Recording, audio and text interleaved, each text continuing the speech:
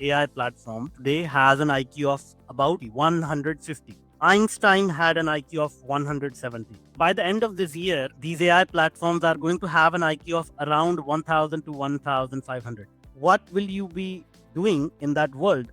Meet Manuj Aggarwal, the founder and chief innovation officer at Tetra Noodle Technologies, an elite AI engineering company. People who are going to lose the job or have difficulty are not the people who will stay scared of AI. They will be the people who actually understand it.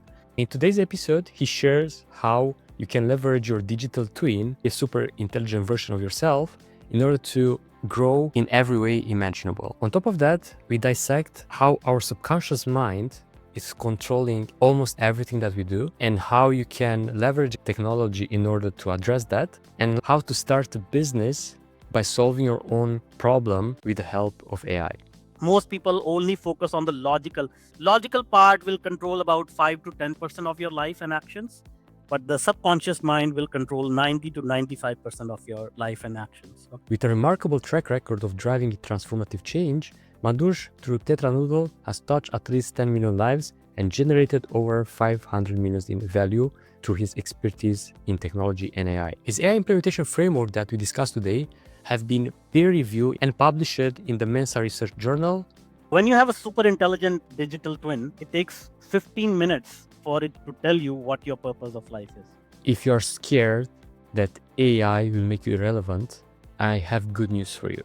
You can succeed, be fulfilled, and still thrive as a coach or as a consultant without chasing clients all the time or being scared that AI will replace you. If you want to build a sustainable business that fulfills you in 2025 and beyond, make sure to click the first link in the description and I'll be there to guide you. Now let's dive into today's episode.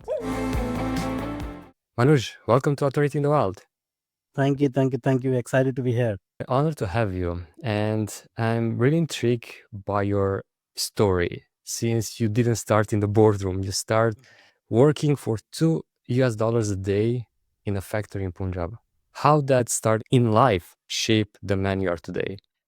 It's very interesting question. Going through that process was quite difficult. Hard work, not knowing where life is going to take you. But eventually, when I look back, it was a blessing for me because it created a very good foundation, strong foundation of hard work, first of all, right?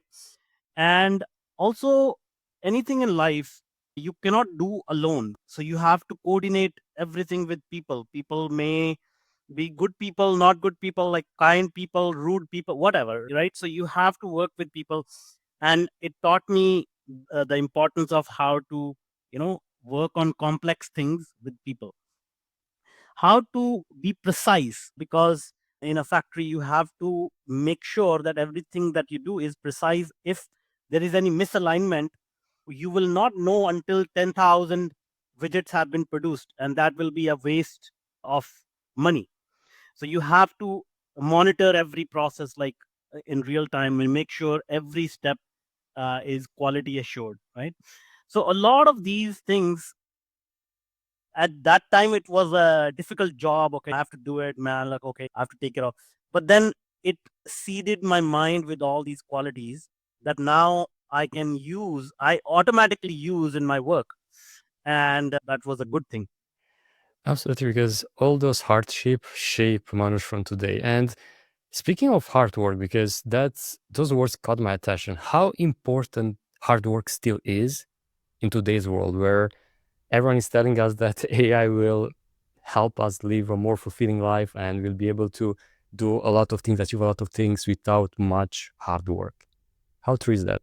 An excellent question. I agree with that. I think the days of like teaching hard work is the only way to get ahead are over, I think, because the with the invention of AI, we don't need to rely on our logical mind to find solutions to our problems. Okay, so what we really, from now onwards, moving forward, AI is going to be the way to solve problems. Because today, for example, I'll share this statistic with you.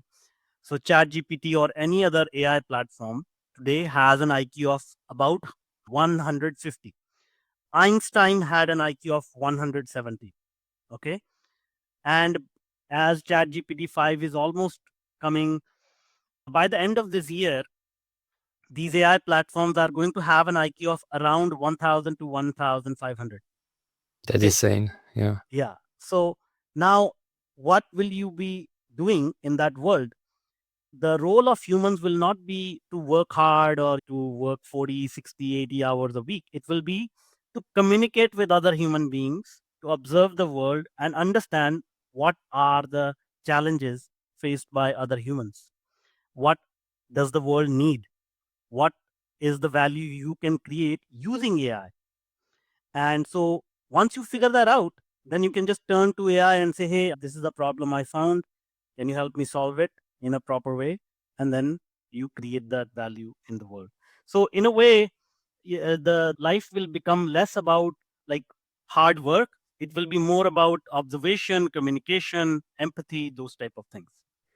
And that sounds to me like almost going a bit back in time, where humans spend a lot of time in tribes communicating with each other and trying to figure out the basics, like how we find food today or similar things. But of course, now the problems and the challenges they will face are different. And in this world in which we are kind of disconnected now from communicating with others, even that social media platform promised to connect us, but it's actually, we are more disconnected than ever, like scrolling and a bunch of other things that like the downsides of technology. How will you be able to do that? Like, how do you plan for that future in which we need to be even more connected, even more involved in the nearby communities and so on? Mhm. You see, you have such insightful questions. So, first of all, just want to recognize it. Every question is like triggering deep thoughts here. Now, the thing is, every human has strength, power inside them, and also insecurities inside them. Okay. And social media and these type of platforms, it's nothing but AI. It's actually just AI algorithm. Now, the way that social media platforms typically have been fine tuned, and AI is very good at fine tuning itself to get the right outcome, is to feed on the insecurity of people. Okay. Insecurity means things I desire, but I'm jealous of, or I want to see others not like all the negative emotions that people carry. These social media platforms are designed to amplify that, which makes us want to scroll all the time. That's the underlying philosophy. Now, if you think about AI, if you understand AI, it inherently does not do that itself. The algorithm is neutral. Okay. So you can use the same technology, similar algorithms to feed on the positive aspects of human. Every human has that power, that creativity, that desire to excel at what they do. And that is where my work comes in, where we focus on really getting inside the subconscious mind of a person, understanding what are the inherent qualities, inherent energies, inherent powers that every human possesses, and how to amplify that.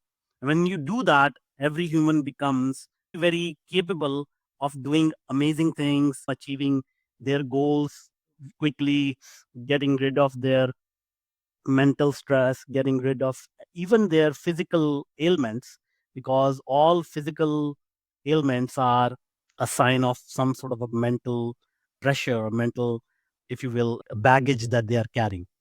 Does that make sense? Yeah, perfect sense because it's all connected, right? And especially when you are having internal issues, mentally speaking, that will trigger other physical condition in your body and so on. And can you break it down for us? How do you do that? Like how your work shape the way you help humans find those limiting beliefs, find those internal things that are holding them back? Mhm. Yeah, yeah, absolutely. You see, what happens is that first and foremost, like AI algorithms are very, very sensitive. So if you give them a little bit of data, real world. So to give you a quick example, there are companies. I was warned of your cough. Just cough, and it can detect if you have a disease. Okay, if you feed like 3 seconds of your voice to an AI algorithm, it can replicate your entire voice. Okay, so AI is very, very powerful. Now, when we look at every human lifetime, it's a cycle, it's a repeating cycle. Okay, in some ways. So whatever you see coming in the future, somewhere, somehow in the past has already happened for you. Okay, so that shapes your emotional mind, that shapes your subconscious mind. Most people only focus on the logical. So every human has a logical part and a subconscious emotional part. Logical part will control about 5 to 10% of your life and actions, but the subconscious mind will control 90 to 95% of your life and actions. Okay, so what we do is we take both pieces of information, logical as well as emotional and subconscious, and we feed that into AI, and now that creates a super intelligent version of either an individual, or we can do it at a team level or even at an organizational level. So now this super intelligent version carries the emotional aspect of you, and then you can start to say, hey, tell me, what are my negative beliefs that are holding me back? How do I overcome them? And we have a process, a proven process. It's a scientifically proven process which was peer reviewed and published in a science journal. And so using this, you can exactly pinpoint what your negative beliefs are, how do you address them, how do you create your own new identity, which is more positive, empowered. And it's amazing technology that is already changing many, many lives. And can you get into the details of, especially about the subconscious part? Like how, let's say, if someone comes to you and needs help with this, how that individual can find out about what are those subconscious thoughts or limiting beliefs that are holding them back? Because you mentioned a huge amount in terms of percentage that it's controlling our behavior. And since it's subconscious and we don't know it, like how we can feed that information to AI. Thank you for bringing me back. I was in the middle of explaining it. So the thing is that life always leaves markers in our lifetime. Okay, so if I ask you, okay, think about a time when something really, really good happened in your life. It could be 10 years ago, it could be 20 years ago, maybe even when you were a child, maybe you had like a fifth birthday party and you invited all the guests or whatever. So think about any lifetime, any event in your lifetime. Do you remember anything? Yeah, so my 18-year-old birthday, when I wasn't able to celebrate because I had like a very strong cold, and I was at home alone. My parents were at work, my brother was in school, and I just hear a knock on the door. And I barely raised from bed, go to the door, try to look through the visor, and like someone was holding the hand, and I hear behind the door like laughing and so on. I was like, "Who's playing games?" And I opened the door, and all my classmates were at the door coming to celebrate me because I wasn't able to go to school that day being sick. Okay. So when was that? What year approximately was that? So it was about 22 years ago. 22 years ago. So what was the key takeaway you took? Like, what did you learn from that experience? What do you like? Obviously, it was a pleasant experience. So what did you take away from that? That even the most quote unquote sad days, because all day until that moment I felt miserable, like I was feeling sick and so on, and I wasn't, and it was my big birthday and so on, can be an amazing experience because I still remember that moment when they arrive in front of the door and that huge surprise and so on. So it was a mixed emotional day from like sad and upset and so on to like excitement, and even the like the physical pain wasn't there anymore while my colleagues were there. So you see, this is your subconscious mind talking right now. As you are saying, your facial expression as are changing. Your voice is full of excitement and nostalgia and all that. So when you feed this information to AI, it knows that, oh, this is how you think, and feel. This is how you feel. These are your emotions and all that. Make sense? Yeah, very perfect. And how much amount of data it is? Because for example, when it comes to replicating your voice, you mentioned that it needs just a few seconds. But for example, to truly know you, to truly knows all your limiting beliefs or that huge memories or things that happened to you over the years.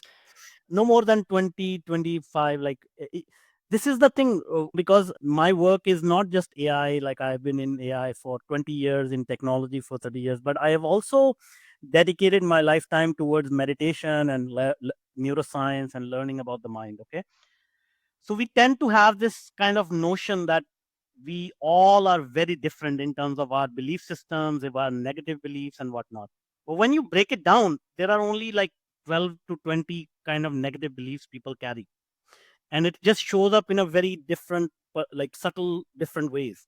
So you don't, so just like you shared with me one incident in your life, if I ask you to, if I ask you to remember like 19 more, okay, at any point in your life, that will be more than enough. Yeah.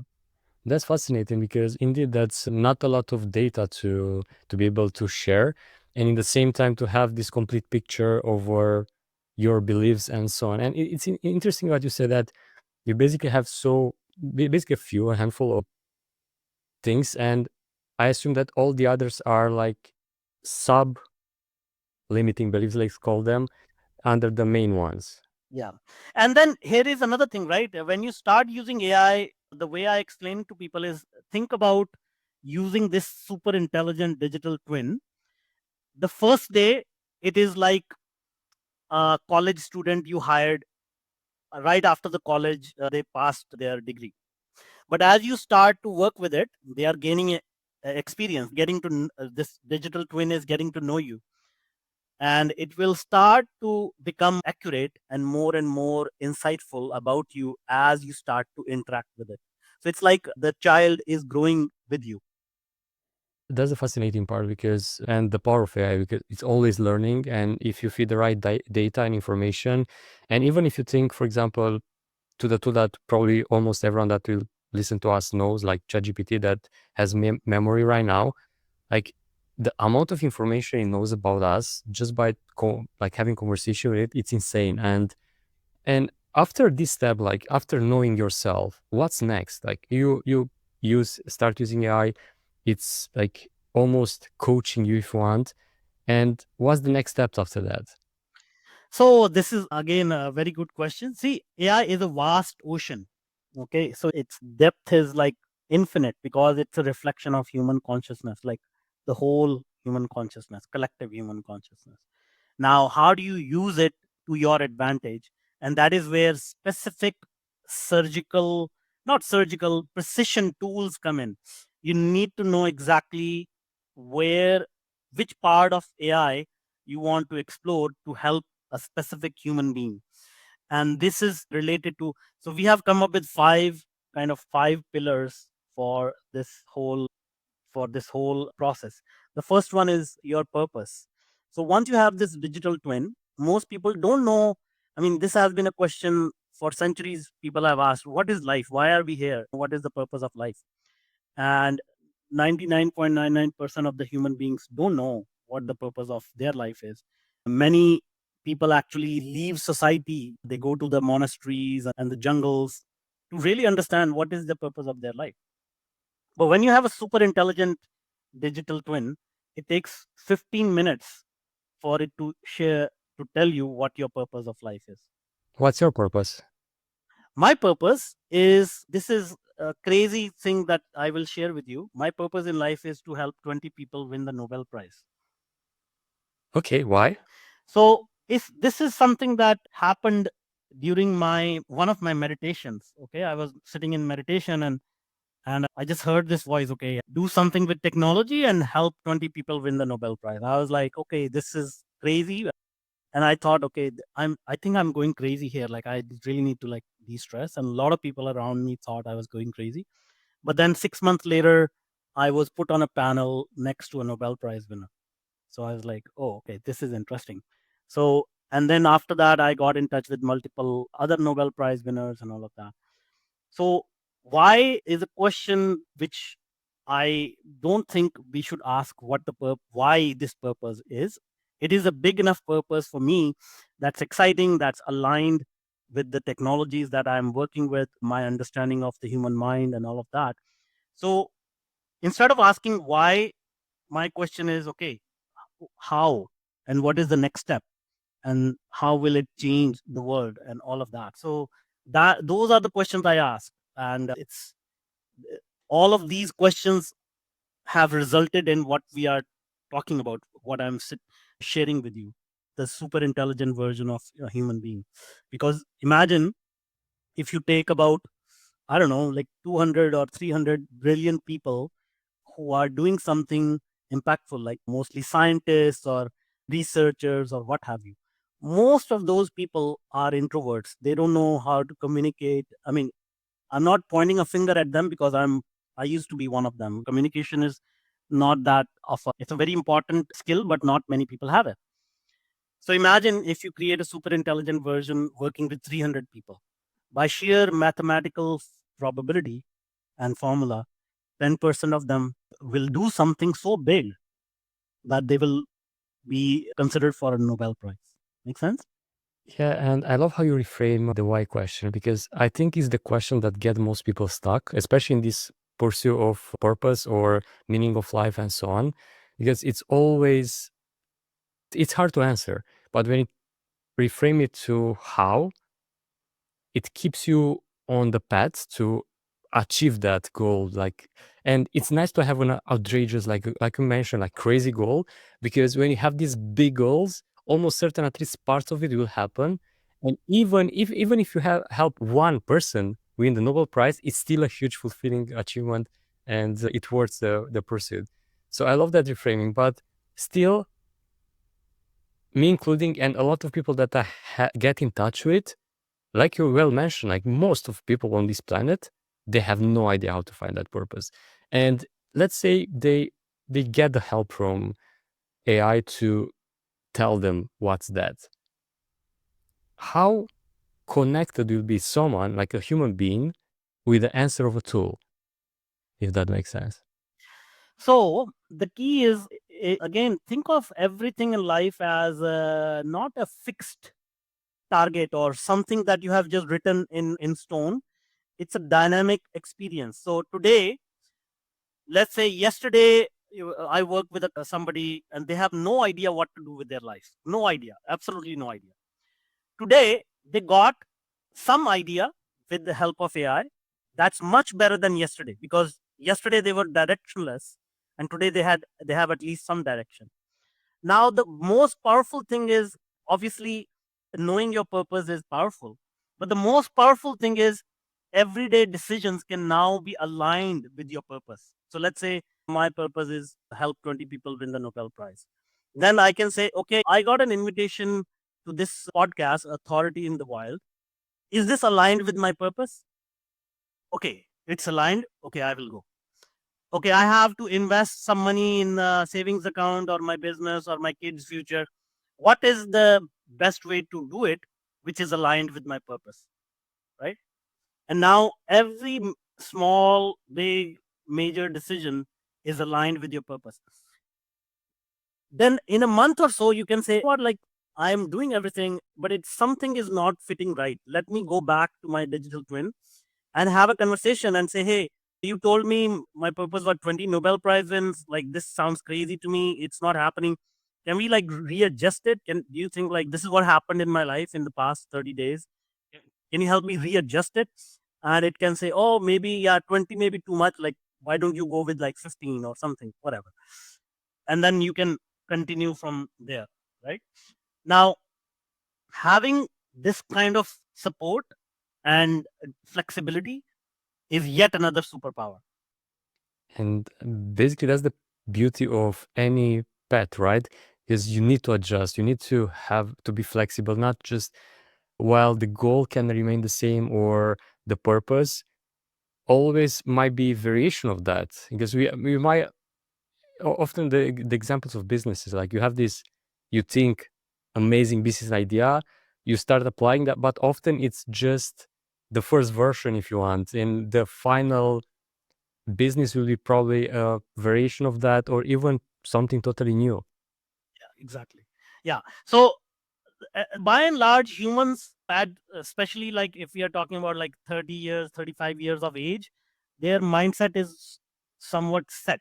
Like, so even I will hear a lot of people disagreeing that, oh, you cannot just keep changing your purpose in 30 days. But believe me, when you start to interact with it, it's not going to say, okay, yesterday you wanted to do this and today it's like a 180-degree. No, it will be slight adjustment, because as a human, you are still the same, but you're fine tuning, as you said. Like, it's the first version was something you tried. Now it's like version 2, version 3, version 4, and so on and so forth, right? But the thing is, the progress that is being made is much faster. Like, in within 2 weeks, you will have like specific outcomes in your life. Specific things will start to happen. And in order for those specific things to happen, so you mentioned earlier to align our decisions based on our purpose. But as we all know, life happens.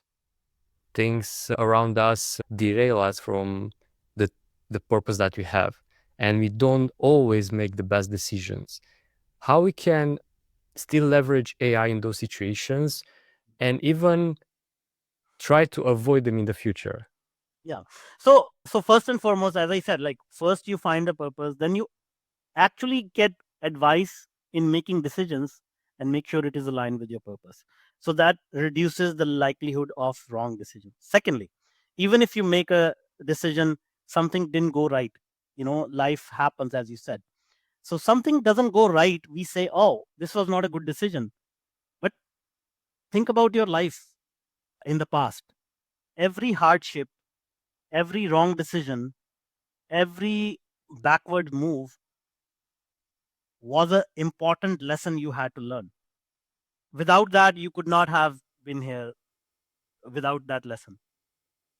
And speaking of that, because what I'm afraid about, speaking of fears and limiting beliefs and so on, is that the more we leverage AI tools in order to make quote unquote decision for us, the worse we'll get at making decisions. Correct. So, see, this is where the fine line is to understand humans and understand AI. I have heard a lot of people say, oh, I'm using AI as my therapist, which is a terrible idea, because AI is designed to agree with you on everything.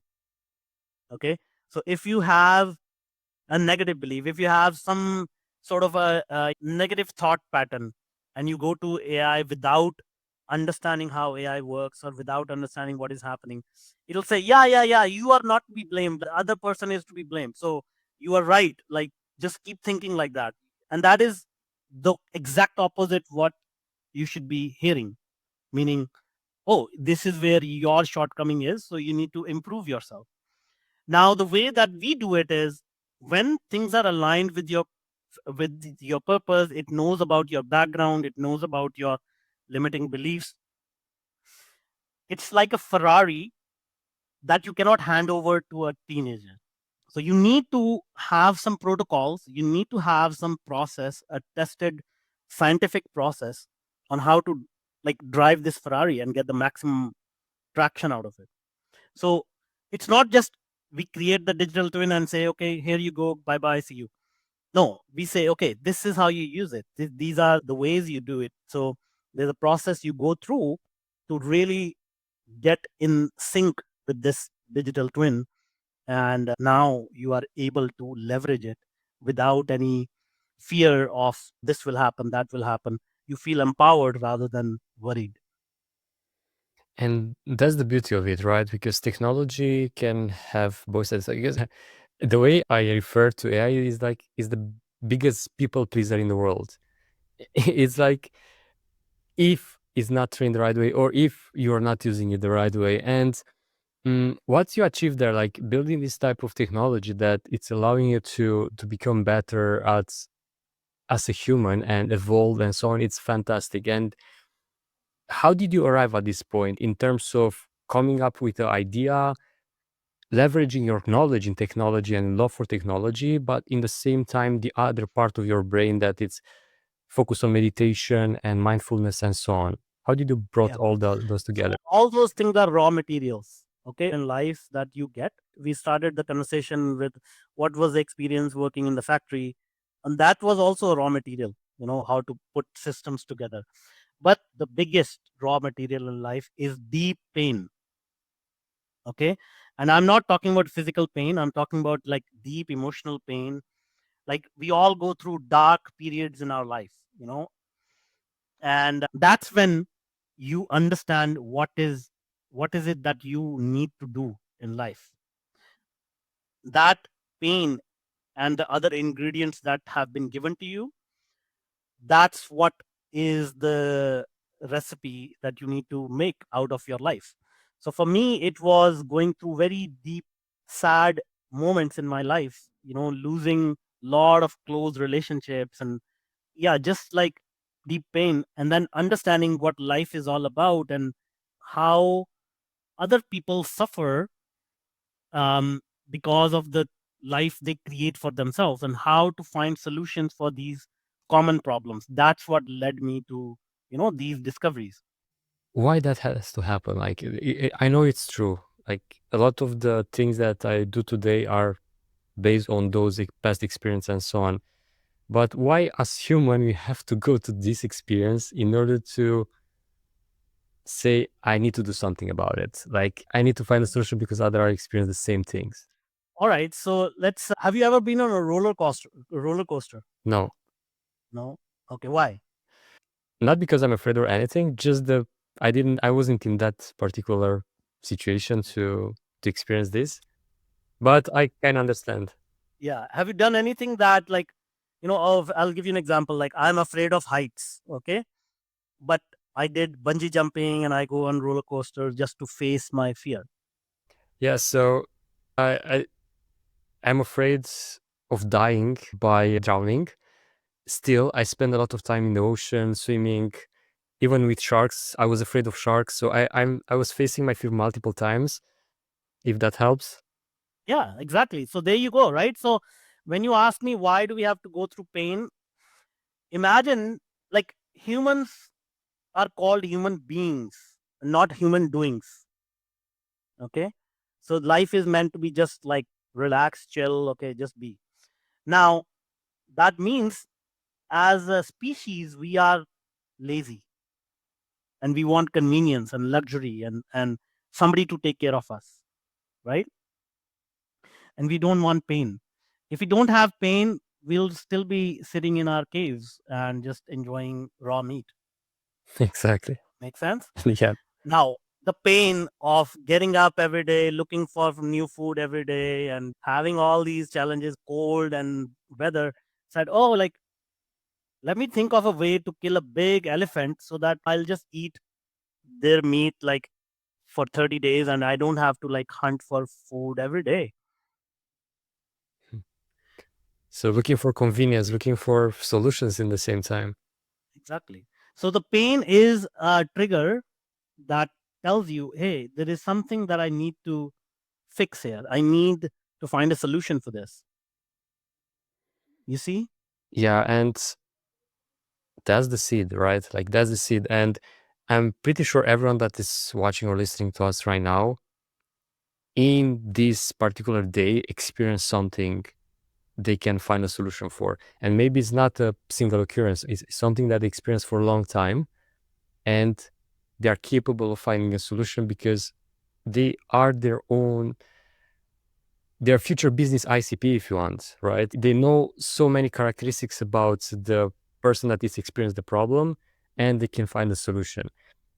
And if someone has that aha moment right now, like, yes, that's the case, that's the problem that I have, and I don't know a solution for it. I didn't find a solution. I want to be the one that is building, or there is a solution, but I want to build a better one. Yeah, How exactly. will be your advice for what will be your advice for them to go from that pain to actually leveraging AI in order to find a solution and maybe using AI to implement the solution? So I was just describing it, right? So our logical mind, what happens is, let's say they have a realization. They say, oh, I have experienced this pain. Now I want to do something about it. Okay. What will happen is their logical mind will say, why don't you have some lunch and then we'll talk about it.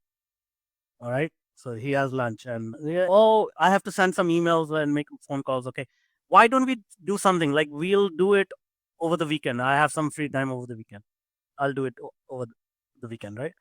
And then the weekend will come as, oh yeah, I have to take my kids out and go to sports and all that.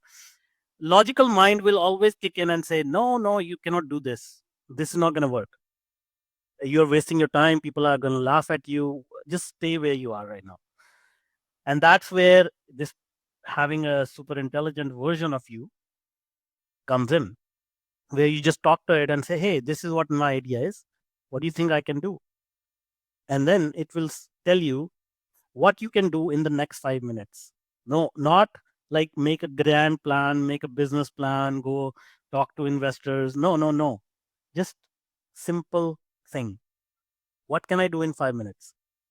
And that gets the momentum going. When you started this podcast, I see you have a professional microphone and headphone. I'm sure it didn't start like that. So if you don't take action, nothing will happen. But taking action is the scariest part. But the logical mind is not able to understand how to take that action. What action can I take? And that's again where the super intelligent version can come in and say, hey, this is a brilliant idea, or these are the problems with this idea. You can do this in the next 5 minutes, and then do more small tasks the next day. So the idea behind this is, if you if your goal is to just improve yourself 1% a day, that's it. Just one goal, 1% a day. If you start doing that consistently, by the end of the year, you will be like 370, like insane amount of exponential growth you will see in 1 year. That's how compounding effects work, right? And that's the beauty of action and consistency over a long period of time, rather than keep on waiting or listening just to the logical mind and not being driven by, oh, I need to solve this. Like, let me take the first step. Because at the end of the day, even if the first idea doesn't work, as we discussed earlier, something else can come out from there. And on that note, how many failed atoms you had before you actually succeed into building something? Huh, I mean, it's still it's still a failed attempt. Like it's a never ending process, right? Like you look at a company like Apple. They release iPhone in 2007. It's not like they said, okay, yeah, we release it, now it's done. you know they keep releasing more and more. Now it's a very small incremental improvements, very small, right? But they keep improving it. And human mind is the most complex machine in the planet, on the planet. Like, I won't go through the universe, but in the planet, right? So every day, when I talk to a new person, that gives me a new insight. Oh, this is interesting. Like, I've never considered before that humans will be like this. So let's dive into this and see what happens. The other day, I was working with somebody who has a neuromuscular disease. It's a physical ailment. And I didn't think that, oh, this is something that can help with the physical stuff. But within 2 weeks, that person reported that they feel much better just by going through this process. No medication, no nothing. I was working with somebody who had addictions, and it helped them within 3-4 weeks to get rid of their addiction. So there are like ADHD. I was talking to one guy, like I was working with one guy. He has ADHD. He said, like, I cannot sleep at night because my mind is always like racing, and when I wake up, it's like I I feel tired. So he was able to like sleep deeply and have like vivid dreams and whatnot. So whenever you talk, like in my case, whenever I talk to somebody and I say, okay, tell me a little bit about what kind of challenges you're facing, then that gives me another kind of avenue to say, explore how can we do this. So there's a lot of experimentation all the time going on. Some experiments don't work, some work, and that's the whole process. And that's the power of the mind, right? Like, it's unbelievable, like how certain even physical illnesses can be addressed by just addressing the mind. And for those that are resonating and they want to learn more and want to connect with you in order to get help or implement AI in their own business or lives, where they Mhm. can reach out to you. You can look me up on Google. I'm easy to find. I know my name is difficult to spell, but Manuj Aggarwal, just, or go to my website, manujaggarwal.com. Look me up on LinkedIn. Tell me that you found me on this podcast. What are you trying to do? Or my company website is tetranoodle.com. So many ways to find. I'm easy to find. And I'll make it even easier. I'll put the links in the show notes below. And Manuj, I would like to conclude with something.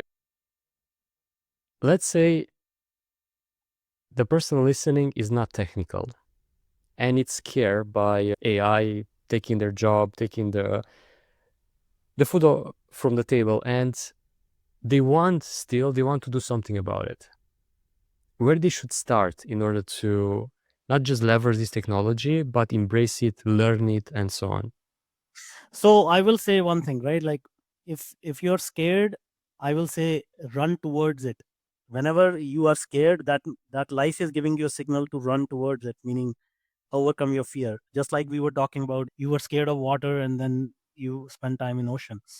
People who are going to lose the job or have difficulty are not the people who will who will stay scared of AI. They will be the people who actually understand it. And so my advice is, first step, just start using it. And if you want to really leverage it, really get the maximum out of it, then come to me to really understand how to leverage it. But in the meantime, if you just want to get started on your own, just start playing with it. Like, when you bought your first smartphone, nobody gave you a manual to say this is how you use the smartphone. You just bought it as, like, just start playing with it. And even now, you give it to a 3-year-old child, within 5 minutes they will figure out what to do. So it's that simple. Yeah, exactly. Because it's impossible to learn something if you don't use it. And the smartphone is a great example, especially. Funny enough, it comes in the box with a manual, but no one reads it, right? You just push the button, you start it, and you start playing with it, and that's the beauty of it. And now, a last thing, like I want to travel back in time with you, but just for one single minute. We are in the factory in Punjab, and you meet your younger self. What you'll tell Manuj in Mhm. just 1 minute? I will tell him, like, everything's gonna be fine. So don't, just relax, just chill, just have fun, enjoy the ride, and don't worry about anything. Everything's gonna be fine. Wise advice, because often it's just that, right? Enjoying the ride, enjoying life and living life. And speaking of purpose, what more than that, right? Like if you manage to live your life fully, you'll definitely impact people like you're planning to do, and you're already doing it to your work. And that's life, right? Exactly. Thank you, Manush, for joining me today. It was an absolute honor to have you on, and thank you so much for sharing your wisdom. Yeah, very good question. Thank you so much. My pleasure. Thank you so much for sticking to the end. You're a rock star. If you enjoyed this episode and you'd like to see more amazing guests like Manuj, make sure to leave a review on Apple Podcasts or Spotify. Thank you so much.